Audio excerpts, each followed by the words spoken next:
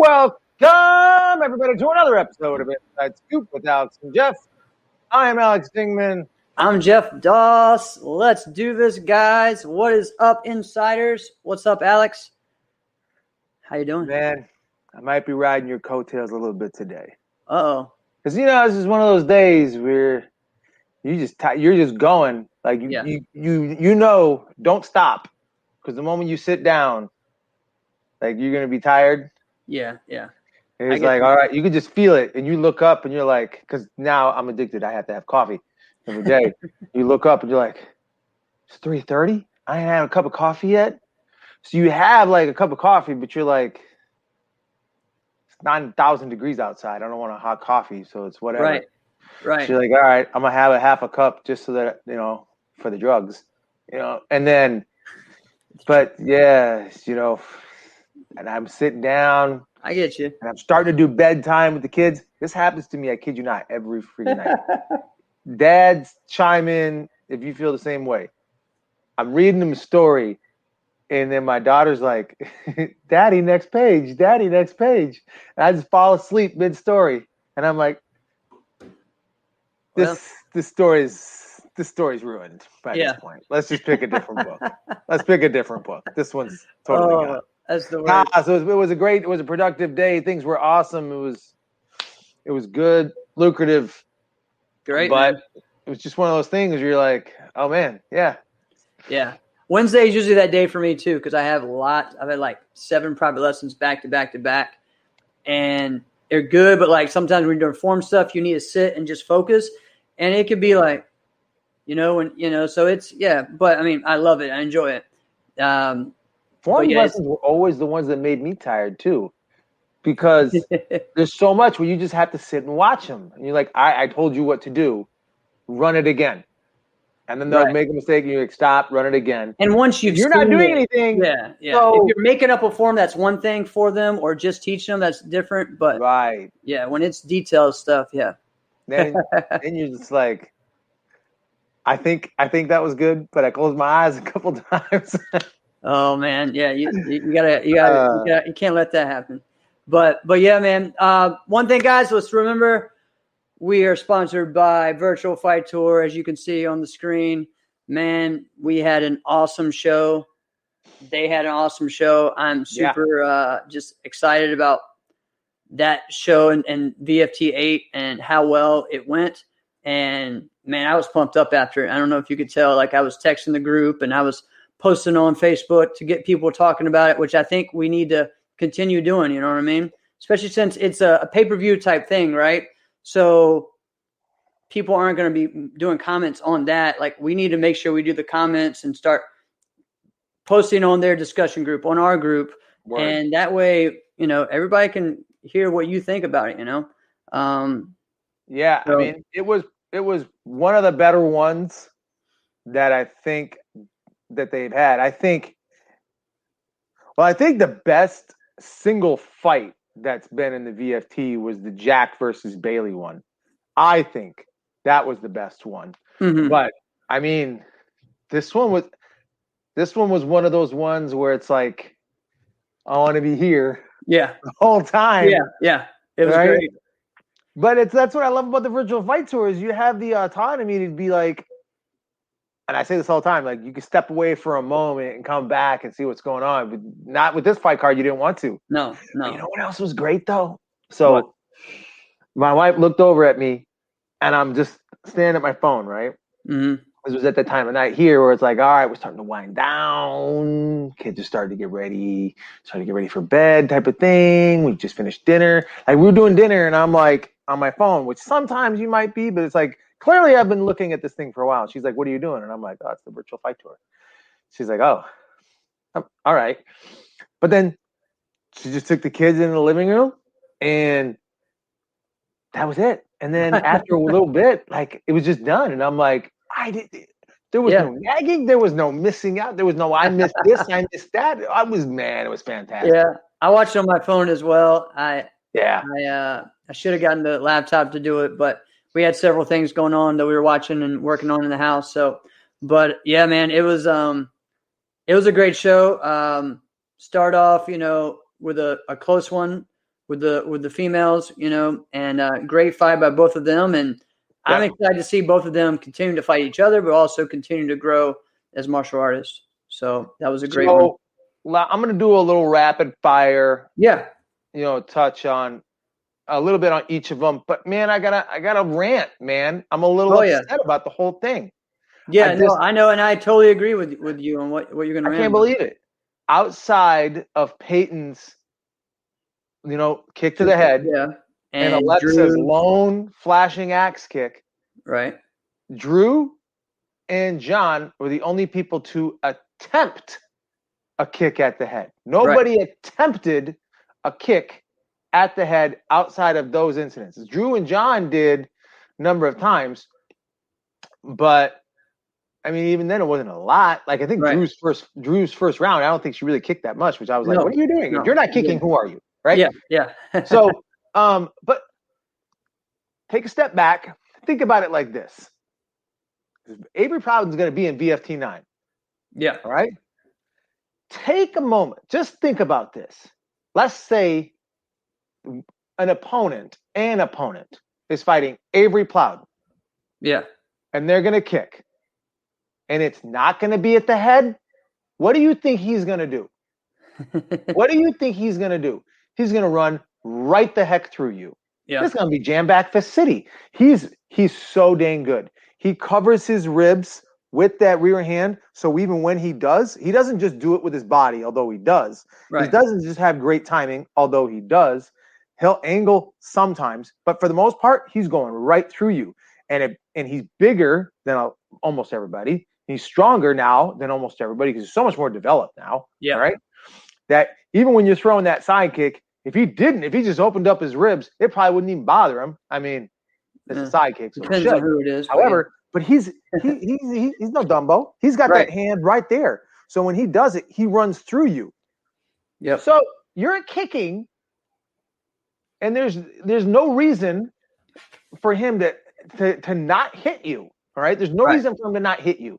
All right. And his front hand, I'm just using him as an example for this because he's probably the best jam back fister, right, that there is now. So that's why I'm using his name, and he's coming up into VFT 9. Right. So that's why I'm using Avery. Right. Yeah. So literally, if his hand is up, and if you don't flash your foot in front of his hand, there's no reason why he shouldn't smack you in the face. Correct. And nobody attempted it. And I think so many people just kind of took a step back when they saw the foot come up because they had thought, all right, there's a threat here, but there really wasn't. Yeah. There was no threat. That was the weirdest thing. There just wasn't many kicks. I didn't understand especially to the head. But yeah, I mean, definitely weird about the whole fight card especially when you see people that should be doing their best thing. It's like Brayon. He's a kicker. But he didn't really kick. So I wouldn't. Yeah. I mean, I'm just saying, like he has better kick. I don't know. It was just crazy.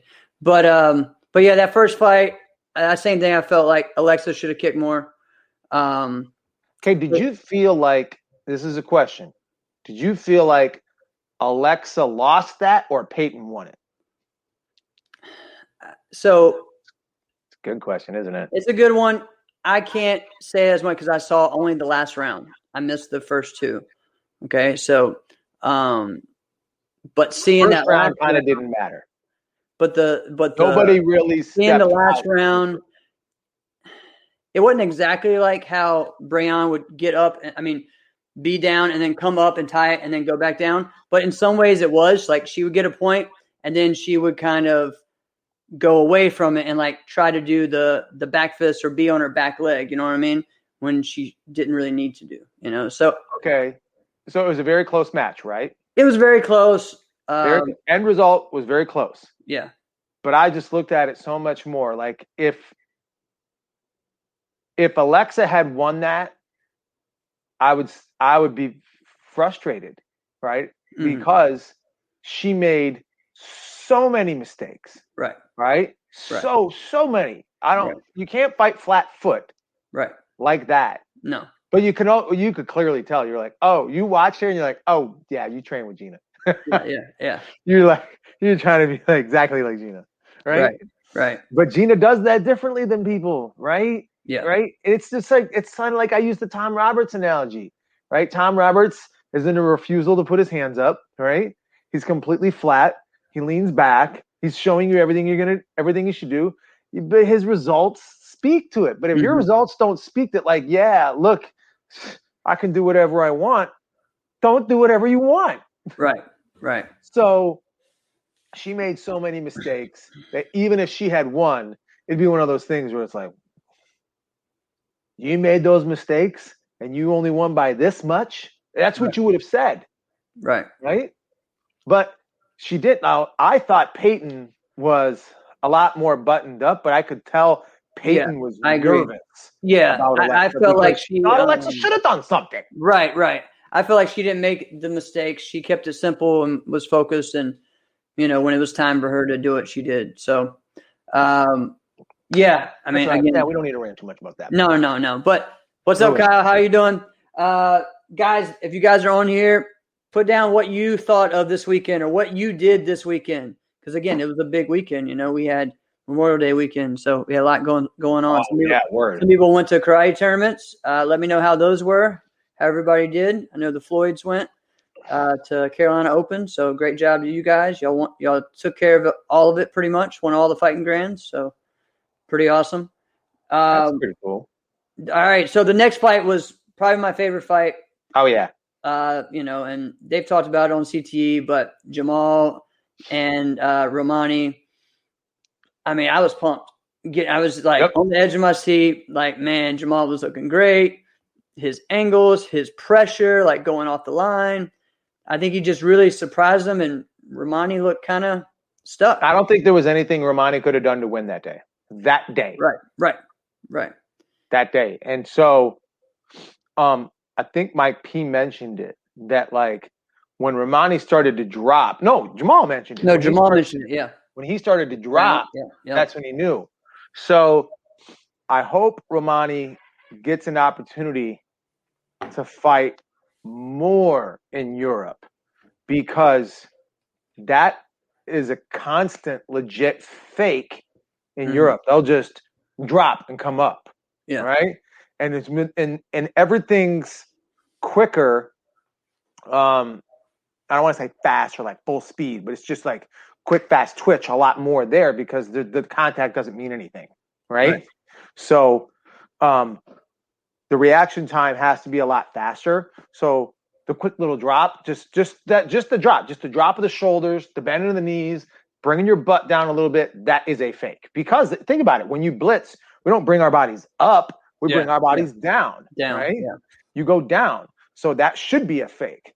So, but he never really adjusted that, and he didn't know that. That's why I said I don't think there's anything he could have done to win that day. Right. Now, he could come back the next day. Yeah. You can shut the guy out. Possibly. But but there's just some adjustments that had to be made. Definitely, I still wish someone would have kicked someone in the head.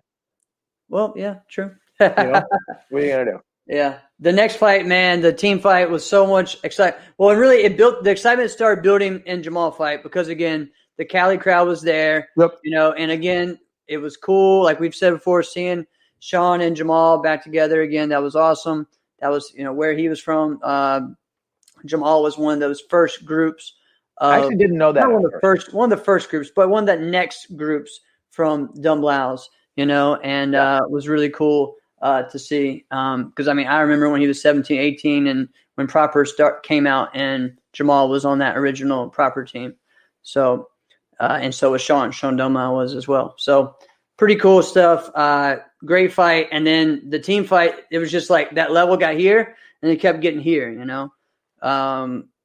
they look great. And the way that I thought that it should go for Dumblaus to win, like the lineup, the order is what they chose. And it was real smart. It was exactly what I thought was the best way for him. So I was glad that they asked Coach who chose it, because I was interested to see who did. So I was glad to hear that the Dumblaus chose that, because that would have been really weird to me if I don't know if they asked.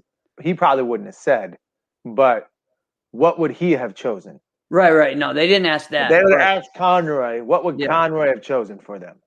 Right. I don't know. I don't think he would have had Drew close. I don't know. Man. I think because here's the thing, and you know this, Jeff. When you're a Conroy guy, right? He'll ride you. He'll go to battle with you. Right. He'll die with you. John is a Conroy guy, right? He ain't go. That's what it is. So that's why I feel that's true. It would have been John. But also, Drew is Conroy's style, though, a fighter, though, a kicker. You know what I mean? So that's kind of why I feel, and she has the most powerful and strongest leg, So true. She just didn't fight that way that we normally see. It's the first round. It was her first round. Right. It was both of their first rounds, right? Yeah, that were great. Both John and Drew allowed Dumlaus to really get away with, that fight being so close or them being up. Like, you let them do that. Yeah, I mean, again, I think the Dumlaus, their footwork, their timing, their movement really was a great matchup against these two fighters. You know what I mean? It was opposites in a lot of ways. You know what I mean? So it was a great matchup. I still thought in the end, John was going to win it. See, I didn't once because I knew that once it was at a certain level, the explosiveness and that excitement, that was going to go into their favor because that's the style of West Coast fighting. You know what I mean? It just keeps. I agree with you. And John just kind of keeps it here. He's a great counter fighter. He's a great. He doesn't get frustrated, but if he's down, so and I just Q just kept going, man, and really took to that next level. I was impressed with both of them. Pretty talented, and it was a great fight. Again, it was only 2 points, I think, 2 points difference. But that's why at every point I still thought because I was rooting for him, and I still thought he's gonna get this right. And then is just time's up. He's not gonna get it, and I'm like, oh, I guess I'm wrong. All right, so let's go into the last one real fast. I don't want the Venezuelans to hate me. I don't want them to hate me, right? And Brian is the best right now. Yeah. But if you're Brian Rodriguez and you're fighting Brandon Balu and you're picking up your foot, just the same thing I was talking about with Avery. And there was times where he'd just pick his foot up and it wouldn't even get to his hip. Right. It was a fake. It would just come up and down. And Brandon, there was one time where it just went up and down, just as simple as that. Just up and down. And then Brandon just took off. Mm-hmm. So, but if he wouldn't have done that, he probably wouldn't have been able to get away with that blitz. So you got yourself hit. Correct. Like, you're not, clearly we thought you were going to kick. All right, you switched up the style on Brandon, and Brandon acknowledged that. He's like, oh, he changed it up on me. I had to adjust this. But, all right, so when I saw that first round, I was curious. I'm like, all right, either – because people have to physically change. You're 35. Right. Sometimes people are like, man, my hip, it's not going to last anymore. I can't do the same things I could. That stuff happens. Yeah. I don't have the same flexibility. That stuff happens. So I left stuff out there like maybe. And that still may be the case. That might because be. Yeah. He did not – I can't remember – him pumping 2 kicks in a row at him. I cannot remember. I think in the very beginning of the fight, and that was really all I remember. But it wasn't much. I mean, it was more like a high-low or a low-high or something. And I don't even think he moved forward with it. He just kind of picked his leg up and kicked. Right. But, so then think about that. If you don't do like 2 in a row, if you're not moving it, literally you're just moving into Brandon's range. Right. What did you think was going to happen? Right. Right. You just thought, I'm bigger than him, I'll win. After the first round of that, like, what would make you think that's still going to work? Well, especially I don't understand. I just don't. I don't. And maybe there's a whole other. You know what I mean? Right. There was a whole other strategy that, like, once it's explained, you go, "Oh, I understand that." Maybe. But But Wise man once told me this. I was fighting Ross Levine in a team fight one time, and we were down a lot, right? Mm-hmm. We were probably down like 9 points before Ross and I went into the anchor match. So beating Ross by 10 likely wasn't going to happen, right? Right. But I'm still trying to get him, right? But fighters got pride. You don't care. You want to win your fight, which is what I was trying to do. Right. And we tied. And Justin Ortiz comes up to me and he goes, "What were you doing in that fight?" And I explained to him my strategy, and he goes, "Oh yeah, how'd that work out?" Oh my God! Well, thanks, man. But see, that's kind of what I wanted to do to Brian. Like whatever his explanation for his strategy was, you want to go, "Oh yeah, how'd that work out?" Yeah. Because I just don't get it. Right. Yeah. So everything that you know about Brandon, he did, he executed, he did it, and you had no answer for it. None. Right. Didn't come off of an angle when Brandon would start to pressure him. That times he would. You didn't do anything about it.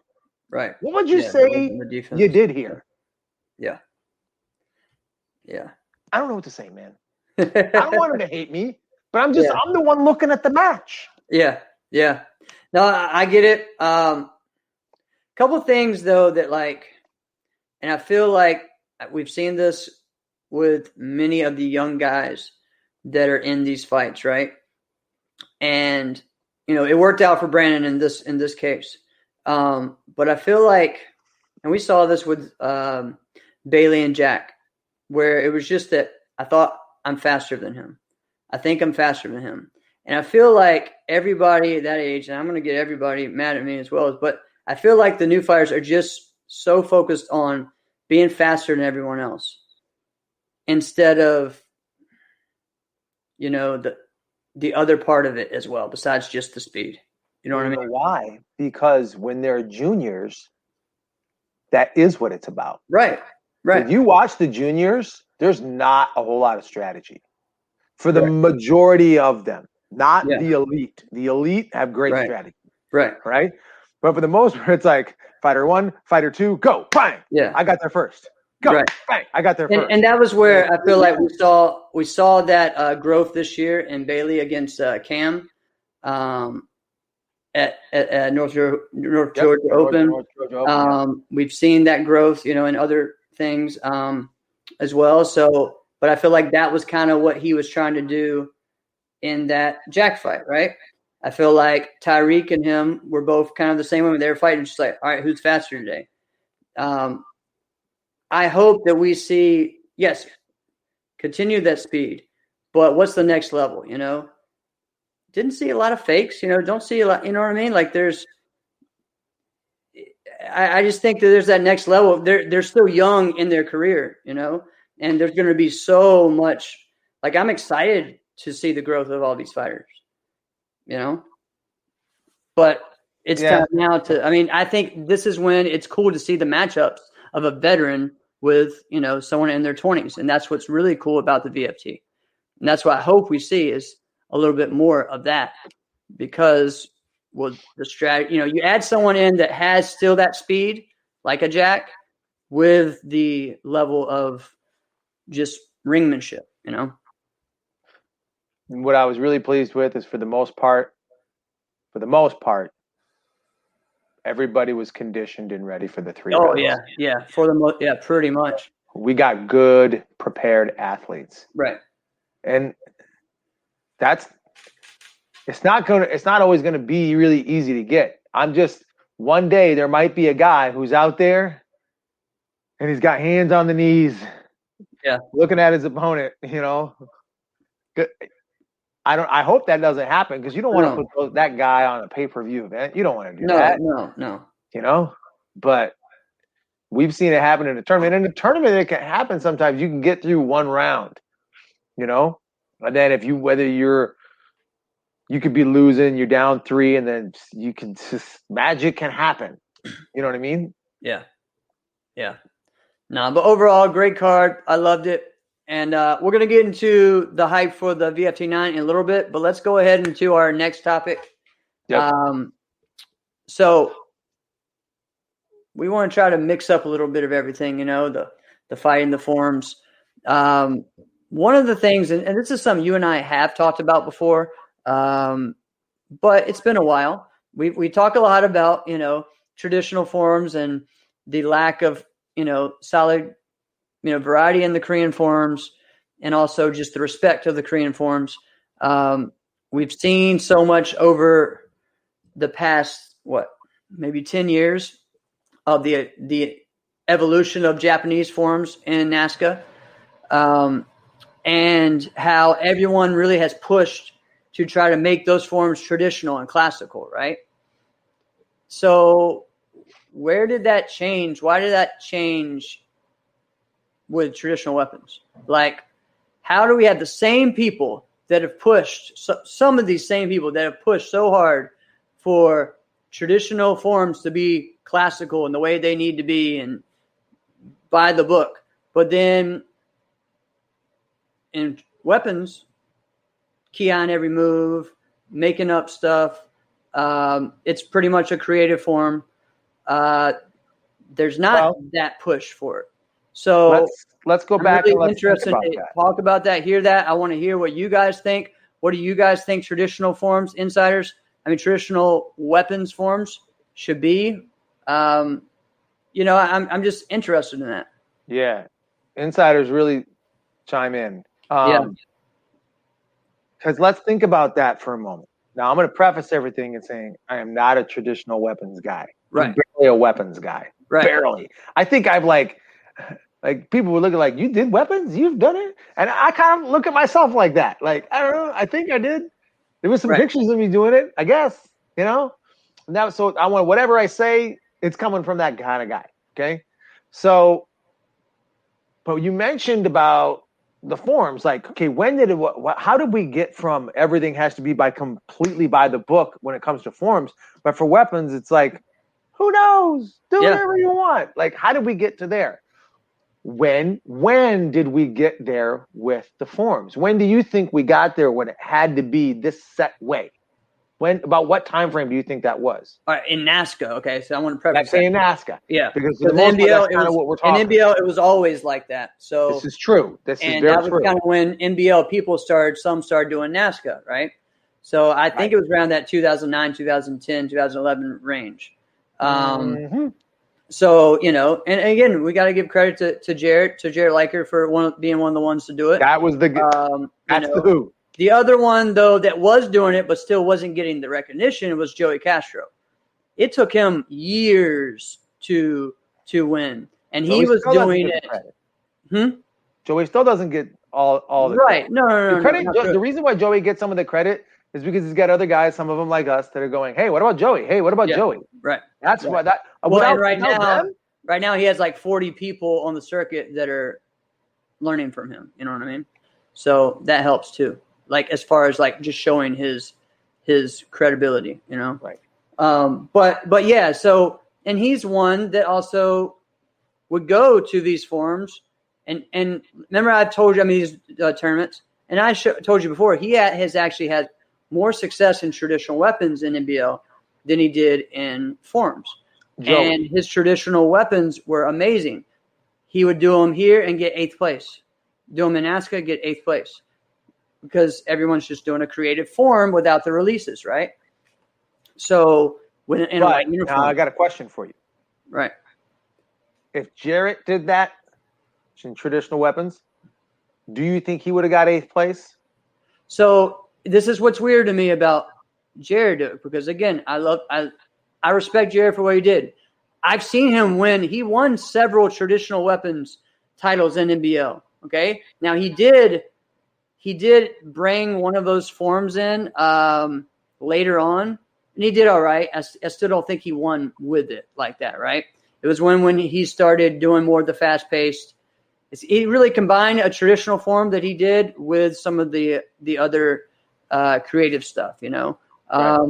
I don't know. I think he tried it a little bit, and it just didn't work, so he went back to what was winning. But it was just weird to me. It's weird to me that we have such a hunger of we have to do this. It has to be this way, but it's not that same way for the weapons, And I guess for me, the thing that everyone says, oh, well, what are we going to do for these forms? Because we really like these traditional weapons forms that are creative, Well, that's why the creative division needs to be that. And you get rid of the releases for the creative division. And then you have traditional, which is actually handed down traditional forms, that it's supposed to be. There's no, it's just, and no tapered bows. I mean, you can't have tapered bows in traditional. It shouldn't be that. It shouldn't be toothpick bows, And I mean, it doesn't have to go as extreme as weighing the weapon like we did in NBL, but at least a straight line staff, and tonfas and sai and traditional kamas, that type of stuff, So I don't know. I don't know what everyone's thought is. Obviously, they haven't pushed for that. Because nobody cares. So the masses don't care about it right now. The people that would make decisions as if it's going to be one way or the other don't care. Because at one point, they didn't care about the forms, making it classical versus traditional. Right. And I love this guy, but Will Cornell made up his traditional form. He and Suzanne Winkett made up his Japanese form. And he just went out there and did general-ish Japanese moves. Right. But he made the pattern himself. Right. And would win. Yeah.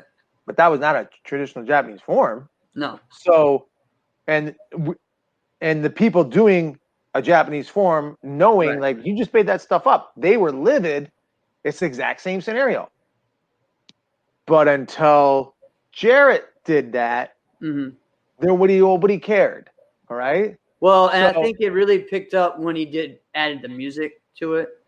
Really was when it, you know what I mean? Like, honestly, I don't think he got the respect for it until he did the music. And then when he did the music, then it kind of took him into being able to it, which is funny, right? All right. So Derek, I understand what you're saying. So again, I'm thinking like toothpick bows, but I have a traditional Okinawan bow and it's straight line, but it is a little thinner than the thicker one that I have. But I understand what you're saying. And Jim just says this is one reason my daughter doesn't want to compete in traditional weapons anymore. They teach, handed down, traditional weapons. So it's and the timing's completely different of what most people are doing with what an actual traditional Okinawan style weapon form is. So this is where people are left. They got to decide what they want to do. Do you want to do what's right and what's best, or do you want to do what's going to win? Well, we are in this competition to try to win. Many don't compete. Many stop, or they change, and then do they really get better as martial artists? I don't know. I mean, they're learning something new, so that's good.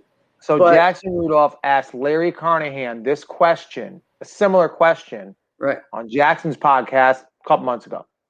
And he talked about, really our roundtable topic about with he and Sammy about the extreme and creative. And I'm NK. CeeLo took that as an opportunity to dog Jackson, which was, I thought, really messed up. Right. So he did that and went, well, I remember when you did that and you did a cartwheel when you were like 7 and then you went out and did an extreme form. Not Jackson's freaking fault. Jackson obeyed the rules. Right. It's your rule. Right. So until you change your rule, until you do something that's going to dictate whether or not we're doing this or doing that, correct. It's your job. It's your job to tell us, what are we doing here? All right. We're doing a competition. But you're saying this is a traditional weapon when it's not. Right. So what do I do? Do I do a traditional weapons form and then get 8th place? Or do I make something up and have a pit in my stomach because I know I didn't even do anything close to what this is, but you're going to get me a higher score, right? Again, so I think it's two person doesn't do any of those things and quits, just like what Jim said his daughter did. Right. And they want to blame it on Jackson. Well, and that's where it should be two separate divisions. You know what I mean? And again, we don't need to add more divisions, but we need to change the thing. Again, creative weapons is that. Creative weapons is what traditional weapons is. Because the creative division for forms was to bring it back, right? Well, the creative weapons it does not do that. It still releases and everything else. You know?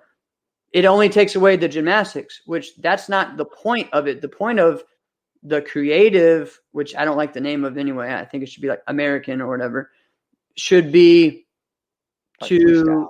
Keep it, or freestyle, keep it within the range of martial arts, right? I agree with you. So again, this is a faster paced style of weapon. Traditional weapons is not a faster pace. It is heavier. The timing's different. It's stronger. You know, like, let's see. The classical weapons katas are more about power and not about speed because the traditional weapon is heavier. Yeah.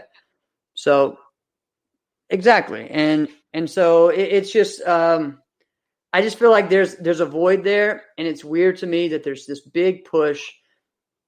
And of course, now it's not like that anymore. Now it's almost the opposite. It's become the bandwagon thing that everyone does these Japanese forms, the same ones. So that's a big issue to me that I feel like it's almost now become a style thing instead of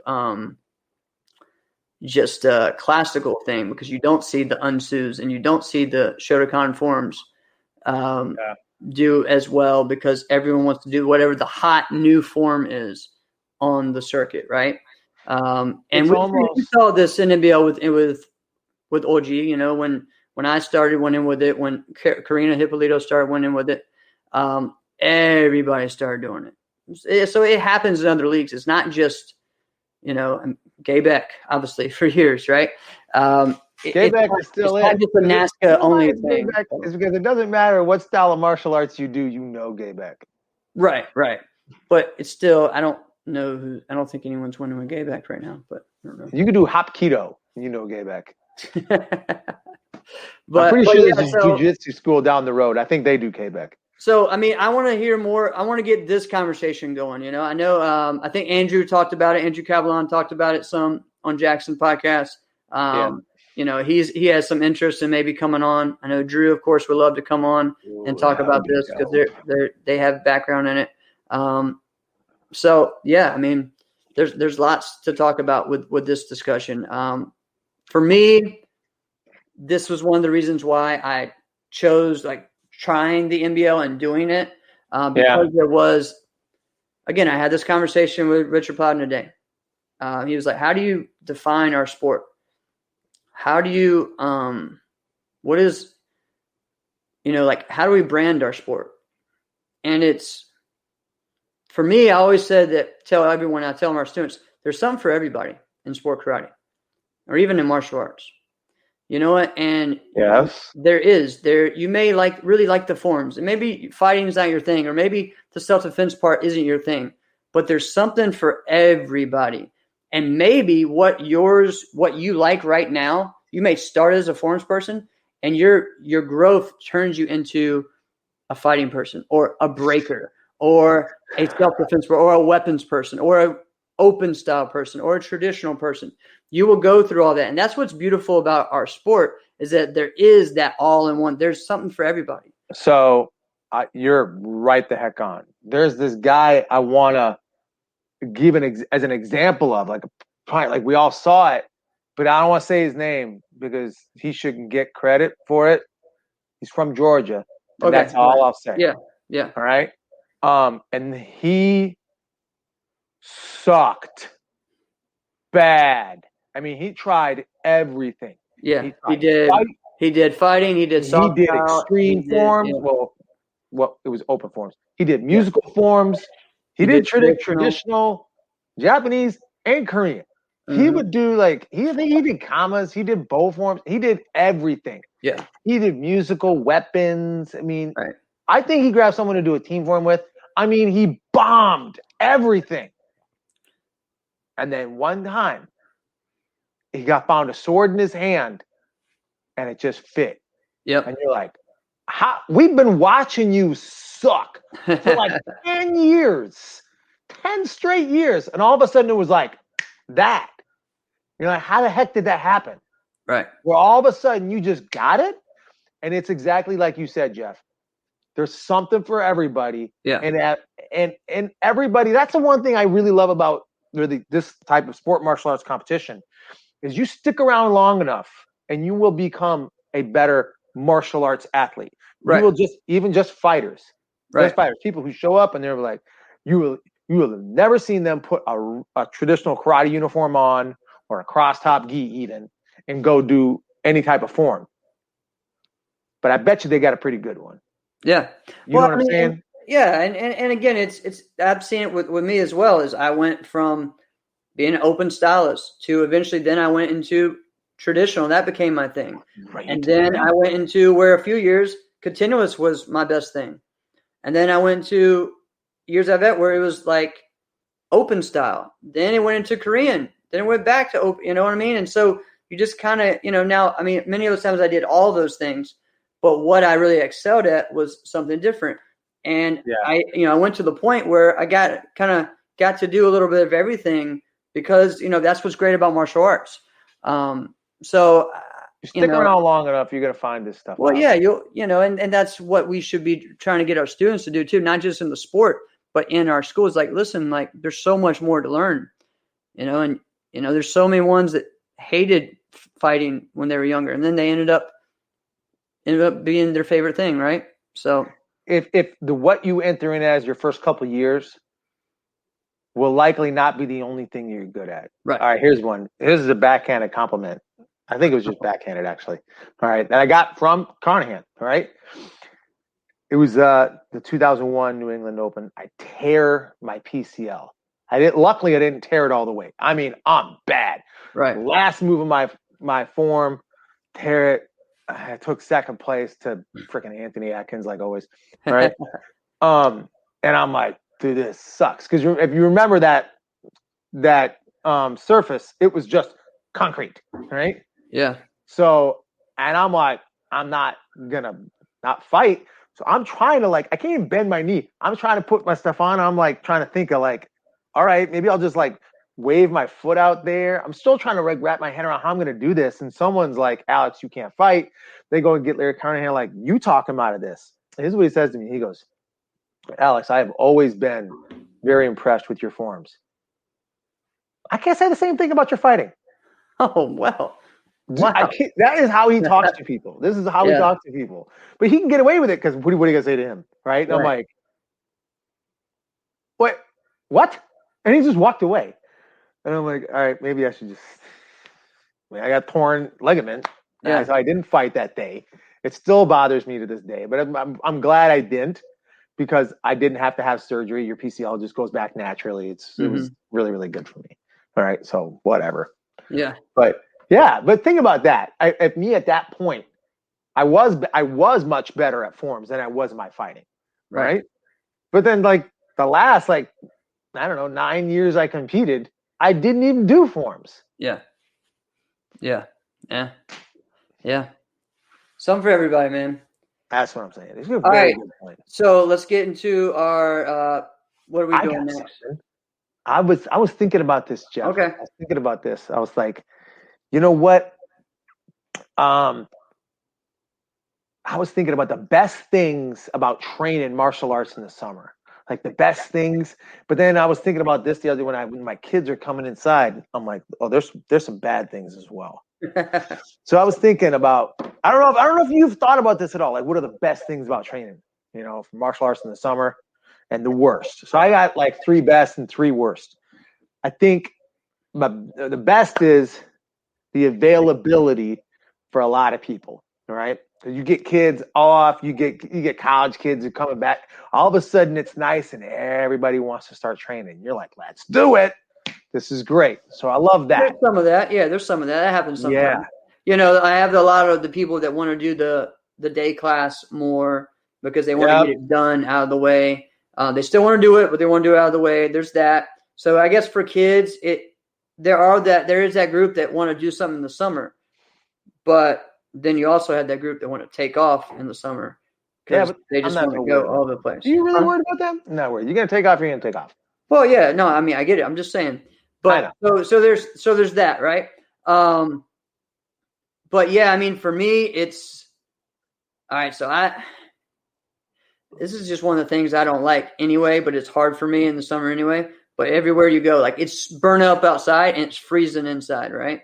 So that happens a lot, when you're training in the summer at certain places, right? It's freezing in there, but it's burn up outside. So dude, I can't. That's one of the things I hate. Warm up is I can't tough. stand. You ever been training in a place where like all of a sudden like there's no AC? Oh yeah. I can't do that. I can't do it either. Oh, this one was really bad. It was like 2016, I think. Dwan Brown was doing a seminar at my school. And my school wasn't that big. And we had 60 people for the seminar. Mm-hmm. And it was packed. There was, I promise this is not an exaggeration. It was 97 degrees inside because the air conditioning went out and we weren't going to get the new air conditioning unit. And those things cost thousands and thousands and thousands of dollars, right? Yeah. All right. So it's just what it was going to be, right? We couldn't get it for like another 3-4 days. It's just the way it's going to be. And it was 97 degrees. And then we were going to start the seminar. You get the bubbles in the mats, and it's just worse. And you almost want to be like, what the heck are we doing? Well, it's on schedule. And you got 60 people in there waiting to get trained by Dwan Brown. What are you going to do? Say, go home? No. Yeah. Wow. Yeah, I mean, there's lots of good things about it. I mean, I think it's more availability for people to do like workouts and stuff between the schools. I feel like some people's schedules kind of open up a little bit. There's some things like that. I don't know for me, like where in our area tournaments kind of went down in the summer, there wasn't as many. So you're getting a lot of training in, which is good, and then you're almost getting ready again for the end of July into August, for that. But then there's a lot, like for a while it was Battle of Atlanta and then US Open 2 weeks apart, so, which I guess is still the same thing. See, and that's one of those things. That's one of the things I love. And then one of the things I hate. Right. Because I love the Battle of Atlanta or the Bluegrass Nationals at that time. Really any June tournament. Right. I loved. Because even when, I think New England Open was in June a few times. I loved that one, right, too. Just anytime it's in June, I'm all about it. But July is like the classic. I'm done with the status quo. Get me out. I want to be away from people, right? But they capitalize on that and make it a magical time in Disney World. In the hottest time. My God. And you're like, all right, this is 5 times the cost of everywhere else. Yeah. How about a magical time? How about we start with an I'm sorry? How about we start with that? That's right. Yeah. But, no, I mean, anything else you can think? Oh, all right. So here's all-time. This is it. The all-time worst thing about training in the summer is not, and I mean just training in the summer is dirty ass feet. Oh yeah, well I don't dirty think that's only ass feet. I don't think that's a summer thing. I think that's an all the time martial arts thing. But it's always worse in the summer because you wear sandals. Or sandals, or these kids all right. Example. Yeah, Here we go. My wife, she's like, the kids are going outside, and I'm like, no, put some shoes on. And they're like, no, mommy said I could go outside without shoes. And I'm like, why are we doing that? She's like, it's fine. They're just going to be outside for a little bit. And I'm like, all right, you going to wash their feet? She's like, well, no, why do we need to do that? And I'm like, yeah, what do you mean? They're going to go in their bed. Yeah. Whatever's on their feet, it's nasty. Yeah. Then you wouldn't do it. Right. What do you have that? Then I'm going to. Laundry. This guy does all the laundry. Oh, nice. Not nice. Wow. Yeah, that's a good one. I'd say the other thing, and this isn't really more of I guess it could be a summer working out thing, but it's also a summer going to karate tournaments thing, is when you put that banana or that orange or something in your bag at the tournament. Oh. And then it stays there until the next tournament. Oh, that would be the worst. I think I would burn my bag. Oh, yeah, it's the bad. And you're trying to – and the thing is that you're trying to – before the next tournament, you go and say, all right, let me get my bag prepared, right? Let me get my bag prepared. And I leave trophies, medals, everything in my bag from even my grand scar, whatever I need. So I go and clean it all out so it's ready. I'm like, oh, crap. You put your hand in just soggy, nasty banana. Yeah. I feel like we talked about this before, but I don't know. It's pretty bad. Yeah, that's pretty bad. So yeah. Those are different things. Hey, I got something real quick before we get into our last topic. Yeah. Hang on. I got someone right here. It's my buddy. He called me, and he just had his baby. Yo, you're on the pod right now. What? Yep. Hey, what's going on? This is the new baby? This is the new baby. Baby's name is what? Alea Marina Langassi. All right, homie. All right, so Alea Marina Lingassen. Yep. All right. I just wanted to give a shout out to all the insiders.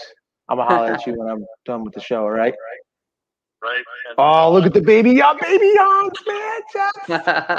That's awesome. Congrats. She's the next up-and-coming point fighter here. Oh, all right. You said it. All right, homie, I'm going to call at you. All right? All right. Okay, so quick little tidbit on that. So he calls me like 2 days ago, and he's like, going to the hospital. Secret, don't tell anybody we're going. And I'm like, all right, cool. 2 days. She was in the hospital before she delivered. Wow. That's a long time to be in there. All right, so he called me, and I just wanted to let the insiders know that Alea, what did he say her middle name was? I forgot. Alea Lingassen. Yeah. All right, my best friend, I forgot his dang daughter's name. Look at me. How good am I? Man. All right, so we're going to get into what we think the predictions of who people are going to fight for VFT 9. Yep. Let's do it. So who do you want to see, or who do we think Tyreek is going to fight? Let's go with Tyreek. So they're not going to fight. So that's the thing, is they're not going to fight each other. Bailey and Tyreek aren't going to fight. No. All right, so we're saying we have Tyreek, who do we think he's going to fight? We have Bailey, who do we think he's going to fight? We have Avery, who do we think he's going to fight? So let's go with Tyreek first. I kind of want Tyreek to fight Enrique Latona. Yeah. So the only thing I say with that is just they're teammates, and they've fought a lot lately. That's a great fight. I'd like to see it. I'd actually like to see Enrique versus Bailey, but that's why I'd like to see it. Yeah. You know what I mean? Mm-hmm. Like, let's get some clarity. Who's the anchor? Who's the guy on the team? You know what I'm saying? Mm-hmm. Okay. Let's figure it out. I think that would be fun to see. And I can't remember ever seeing those two fight. Have you? Yeah. They fought. Well, I mean, I haven't seen him. You know what I'm saying? Like, I can't remember watching that. Yeah, I mean, I saw him several times fight for, I believe, at the Waco trials and stuff like that. All right. But maybe not. Maybe I had. What about you? What do you think? So again, I like to see him fight. See, I haven't seen him fight like a veteran, except he fought Kevin in the team fight. I'd actually like to see that fight as a one-on-one, a 3-round fight. Kevin and Tyreek. Kevin Walker. Yeah, because of the fight that we saw, that team fight. Because of that team fight we saw. And I like to see them really get the time at it, yes. Another one I like to see would be a veteran fight. And I know he doesn't fight in the 18-plus anymore, but I like to see Willie versus Tyreek. Just the styles and stuff. I think that's a better one. So I want to rescind my mind and go with that. So that would be just really cool, because I just feel like I like to see Tyreek do that, go against a veteran, and just see how that plays out. So in a 3-round. See, interesting you mentioned Kevin. I wanted to see Kevin against Bailey. And that's another one too. Yeah, I like to see that as well. Yeah, I want to see Kevin fighting. Just in general, I want to see Kevin Walker fighting. Yeah, I like to see, especially since that last fight that they had where Kevin beat Bailey. It was a 1-round fight. Yeah. And then how close they had a really good fight, I thought, at Battle of Atlanta. They fought against each other well. So, yeah, that's another one too. I'd like to see Kevin fight. I like this. Well, I don't think we're going to get it, but I'd like to see, because he's fighting soon. But I like to see Ryan George versus Bailey. So, why not? I want to. If you're active and you're good, get on out. Get in there. Because that was another thing I was thinking of is, what if Christian fights Avery? Because you got to look at it. Here's the thing about Avery: is Avery is a heavyweight or light heavyweight? Heavyweight. Yeah. He's very good. His kicking has improved a good amount last time we saw him. And why would you not assume it would just get better, right? Right. Of course you would assume that. So the amount of people that are really going to put up a good fight for 3 straight rounds, it's a short list. Yeah. Right? So that's where you got to look at it, and you're like, all right, if you're really good, you're training, and you can go 3 rounds, I want to see you out there. Yeah. You know what I'm saying? Yeah. I think the easy one is just to pick Chance or Cam. Right. For him. I think that's the easy one. But I think that might be there could be a more exciting one. And I think to do that, I think you might have to go to a lightweight. Right. I mean, the other one is like the dream, is like Jack and Avery. You know what I mean? But again, I feel like you're going to get something a little different on this first one. So yeah, a lightweight would be interesting, or like a light middle or something. So I don't know. What do you let us know what you guys think? Who you'd like to see versus Avery? Another option always is Ant. Of course. Yeah. So he said, don't pick on him anymore. But I don't know if Avery comes calling. What about the original fight that they were supposed to do, and when on the first one, Anthony versus Bailey, right?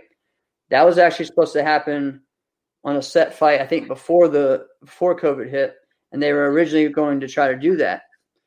That was something they've been trying to do for a while. So that would be an interesting one as well. 3 rounds and stuff, So that could be a good one. Yeah. Again, it's a completely different fight, 3 rounds, and everyone knows that. We've seen it. We've talked about it. So, again, I'm real interested. I can't wait for the forms draft, and I hope that we get some news on that soon as well. I'm guessing probably August maybe or September is when that would happen, but I don't know. So we'd love to do that and work with those guys on putting something together, because I've gotten a lot of people wanting the Ironman Challenge to come back. Tell me a little bit more about the Ironman Challenge. So when I did my virtual tournament, you had to do 3 forms. Okay, I remember this now. Within 5 minutes, right? Yeah. You had to do 3 completely different forms within 5 minutes, and back to back to back. So that was, you had to. That's good. You better be conditioned. Yeah. So, I've gotten a lot of people from Canada that have asked me, hey, when are you doing this again? Because we kind of can't do anything still. I'm like, well, the virtual thing, isn't as big as it was. It still is in some ways, but there's, people want to get back to tournaments. But, maybe there's a way to do it as a live event, who knows? So we'll see. But yeah, so that's something I like to work with some people on that. But yeah, man, I mean, there's so much going on. The VFT is doing great things. I'm enjoying it, and I'm sure everyone else is too. But yeah, now, man. When they do the forms, I don't know if you have any insight. Is it all going to be in one building like the fighting, or what are we going to do? I don't know yet. We haven't had a meeting yet about all that. So really hope we'll see. Oh yeah, it's a little tough right now still with certain areas, but yeah, I think you can do it. Do you think they could do it in the cage? No, you can't do it in the cage. It's be too small. It's too small, right? You can do it. You can always do it. I mean, people couldn't do a bow form in there though, could you? Well, that may be a little harder, but that would be way harder. I don't think you could do that. Seriously, I mean, Casey could do her form in there. She stays in one spot and does the whole form. So, Casey, it's not fair. Casey can do anything. Casey can do everything. Oh man! All right, so hey, real quick though, before we get too far, before we go, I want to see Michael Jefferson fight. Yeah, he's been a name. I've been dropping his name a couple times. I want to see Michael Jefferson fight. Dude is 17.5 feet long. Let's let those legs fly. The other one I'd like to see fight is Leon Jefferson, and he's been training with Jamal. Jamal trains at their school, at Kenji's school, a lot during his fight prep. Those guys have a great school. Talented, always in shape. So yeah, I'd love to see Leon fight as well. So, you know what I'd love to see out of Leon, though? I would love to see Leon walk into the stadium like NBA players do, just to see what his outfit is going to be walking in. Yeah. He's got the coolest style of anybody in martial arts history. Him and Anthony are, I'd say. Yeah, Anthony's shoes are always really cool. Yeah. Say him, Anthony Merrick's. Yep. But I mean, seriously, that should be Jesse. That should be one. What is their outfit going to be walking into the building? Get rid of the team jacket and the team hoodie. No. You got to come. You got to come in style. Let's see what it's going to be. Wouldn't that be something? Right. I saw like a post or something that said LeBron James's outfit walking in to like the first playoff game, like game 1, cost like almost $47,000. Right. The outfit. That's crazy. Right. What? Oh man. Fabric and leather, right? Right. Get out of here, man. Oh man. All right. We got anything else? I had a fun time. What are you up to this weekend? What do you have going on? There's no tournament, right? So we have graduation. So we have high school graduation. My girlfriend's oldest is graduating. So family's in from Texas. We're having graduation parties. Both of my staff, so her and another one, are graduating. So it's a busy weekend. We're having parties, going to, doing family stuff. So it's going to be a busy weekend. Going to be fun. Then the next week is back to training and working hard. And then I'm going to go on vacation after that. So this reminds me, when you said parties, if people don't know that they should sponsor Inside Scoop, just be known. Do you know how many private messages I got about Lou Malnati's pizza? Because I mentioned it on the show. Yeah. A bunch of people went out and bought Lou Malnati's pizza. Wow. All right. Here we go. If you didn't know I controlled it. I didn't know that was going to happen. I wasn't even trying to plug it. It just happened, right?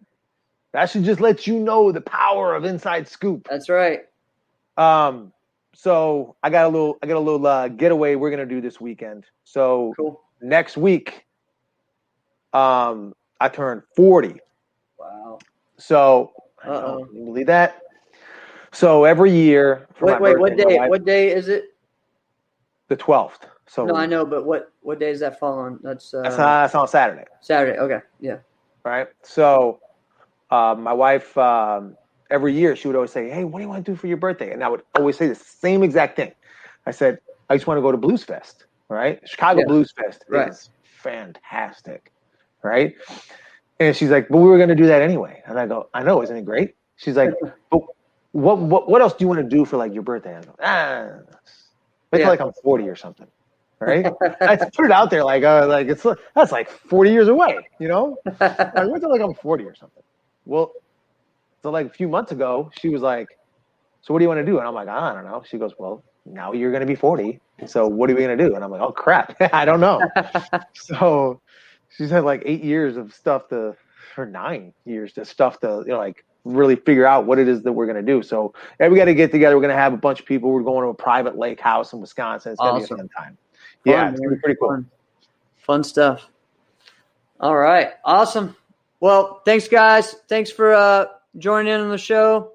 And share, like, subscribe on Apple, Spotify, all that. Give us a rating and give us a review. All right. And reach out to Travis Plowden about sponsoring our show so we can promote you. Apparently it works. That's right. This has been another episode of Inside Scoop with Alex and Jeff. I'm Alex Dingman. I'm Jeff Doss. See you guys next week.